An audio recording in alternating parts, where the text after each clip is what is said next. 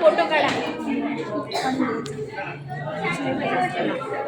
हे बघ हे ओलादी चिखलत किलकत. आपल्याकडे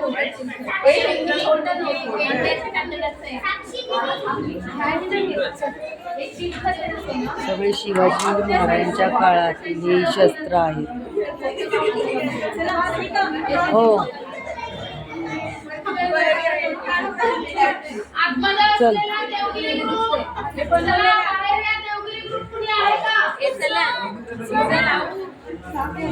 आवडे सविता हो नाही आता सगळी शस्त्रच आहेत. फोटो काढायला सांगितलं. हे बघ इथे तोफ आहे. हे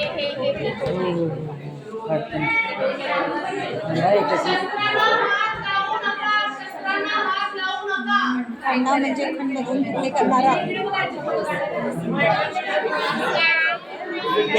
ते तोफ राईज.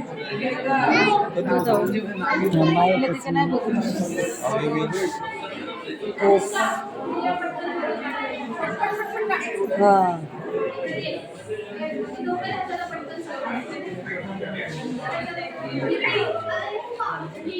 चल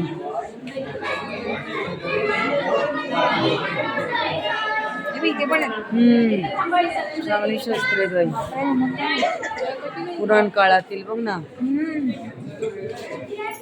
तलवारी. मराठा हो पट्टा.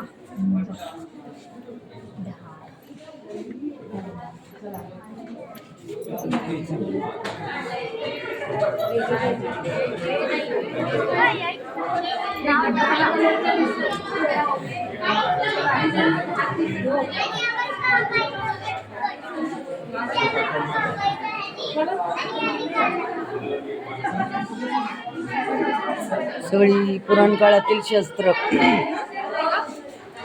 तलवारी एवढ्या मोठ्या त्या. इकडे लक्ष द्या. इथे ठेवलेलं प्रत्येक शस्त्र फक्त जगदंबा तलवार आणि वाघनख यांची प्रतिकृती ठेवण्यात आलेली आहे. या कल्ल्यापेटीमध्ये जर तुम्ही पाहिलं असेल तरी मराठा धोप तलवार आहे. इकडे मराठा वक्रधोप तलवार आहे. समोर जे आपण बघतोय ते दानपट्टा. पहिले मधलेचे 3 आहेत ते दानपट्टे आहेत. दानपट्टा हा 5 फुटाचा असतो. त्याचं 4 फुटाचं तुघारे पातळ म्हणजे दोन्ही बाजूला धार असते आणि खोपना म्हणजे मूठ धरायची. तलवार तुम्ही मनगटापासून चालवू शकता. दानपट्टा हा कोपरापासून चालवावा लागतो. आणि हे दानपट्टा जो आहे ते आपले फक्त मराठी चालवू शकत होते. ते दोन्ही हाताने चालवू शकत होते.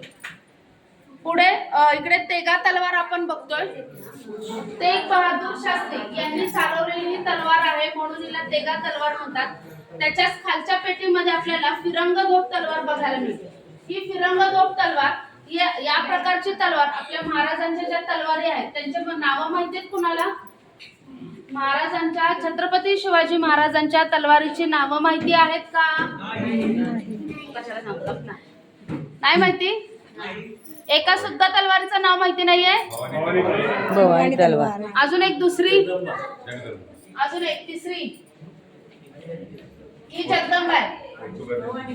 तुळजा, भवानी आणि जगदंबा तलवार या तिन्ही तलवारी या प्रकारामध्ये मोडतात. इथे आपल्याला हो फिरंगधोप तलवार. इथे जाळीदार मुठीची वक्रधोप तलवार आपण बघतोय. दाक्षिणात्य तलवार आपण पाहतोय. ही तलवारीची मूठ हस्तिदंतापासून बनवलेली असते. या दालनामध्ये या पेटीमध्ये आपल्याला जगदंबा तलवार आणि वाघनख यांची प्रतिकृती बघायला मिळते.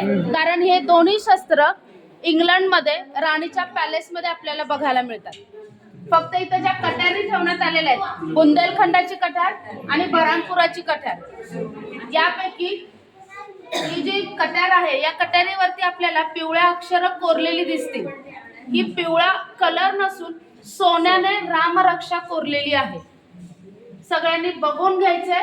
आणि मध्ये जी कट्यार लावलेली आहे अशा पद्धतीची कट्यारी भेटी स्वरूपात दिली जायची. पाठीमागे आपल्याला खांडा तलवार बघायला मिळते.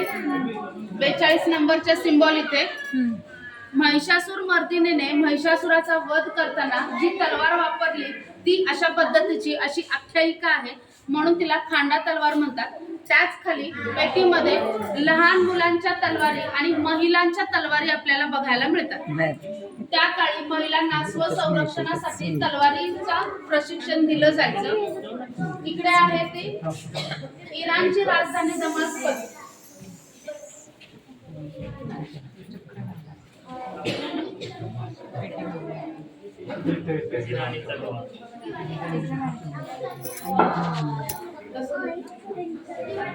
दमास्कसची राजधानी इराणची राजधानी दमास्कस, ती इराणची तलवार आपल्याला बघायला मिळते आणि त्या तलवारीवरती दमास्कस म्हणजे वाहत्या पाण्याचा आपल्याला प्रभाव त्याच्यावरती बघायला मिळतो.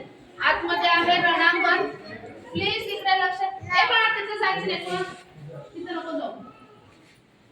आतमध्ये आहे रणांगण. या रणांगण दालनामध्ये मराठा तलवार आपल्याला बघायला मिळते आणि जे भाले आहेत, भाल्यांचे प्रकार, बंदूक, तडावली आणि ठासलीच्या बंदुका याचे प्रकार आपल्याला बघायला मिळतील. सांग आहे, बाणा आहे, इट आहे. जे आतमध्ये इट आहे ते केसरी कापड गुंडाळलेलं आहे समोर, त्याला इट म्हणतात. हे इट शंभूपुत्र शाहू महाराजांनी त्याची निर्मिती केली आणि ह्या इटाचा उपयोग जे मुघल सैनिक किंवा शत्रू आपल्या मंदिराचा विध्वंस करत होते त्यावेळेला मंदिरांचं संरक्षण करण्यासाठी त्याचा वापर केला जायचा. अशाच पद्धतीचं इट तुम्ही खाली किल्ले बघताना पन्हाळगडापासून राजगडाकडे जाताना एका भिंतीमध्ये पेटीत आपल्याला दिसेल इट. ते इट त्याला अखंड गुंडाळलेला. रणांगणामध्ये युद्ध करताना सर्वही पुराण काळातली शस्त्र आहेत. रणांगणामध्ये युद्ध करताना शत्रूला तुम्हाला फेकून मारला जायचा आणि जर आपल्या मावळ्यांचं जर शस्त्रच नसेल भाला. म्हणून एक तोफखाना मावळ्यांच्या हाताला मनगटाला गुंडाळलेला असतो. ते इट फेकून मारलं की पुन्हा ते फोडलं जायचं. या इटाचा उपयोग याची प्रचलित केलं मराठ्यांनी, वापर केला कोणी मराठ्यांनी. हे दुसऱ्या कुणालाही वापरता येत नाही. आतमध्ये छोटंसं शत्रुधारण आहे. ही आत गेलेली आपल्याला कुठेही बघायला मिळणार नाही. छत्रपती शिवाजी महाराज कोणत्या शत्रूंसोबत लढले किंवा आपल्या स्वराज्याचे किती शत्रू होते आणि कुठले शत्रू होते त्यांची थोडक्यात चित्रांसहित माहिती आहे. सगळं बघून घ्या. फोटो काढायचा असेल तर फोटो काढून घ्या. मी माहिती थोडक्यात सांगितलेली आहे. सगळं पाहून घ्या, नंतर आपल्याला शो करायचा. या इकडे जायचं.